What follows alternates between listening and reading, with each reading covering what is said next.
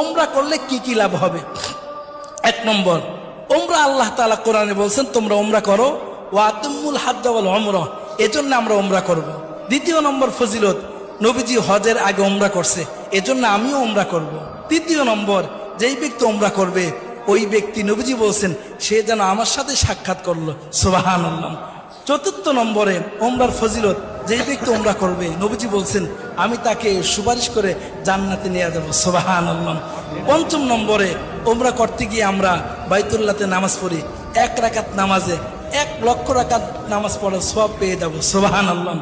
6 নম্বর ফজিলত হলো দুনিয়াতে থেকেই জান্নাতি জিনিস এর মধ্যে চুমা দেওয়ার সুযোগ হয়, যেটা হলো আসওয়াদ পাথর, হজরে আসওয়াদ, এর মধ্যে চুমা দেওয়ার সুযোগ হয়। 7 নম্বরে, ওমরা করলে জিন্দেগির গুনাহ মাফ হয়ে যায়। 8 নম্বরে, ওমরা করলে দোয়া কবুল হয়। 9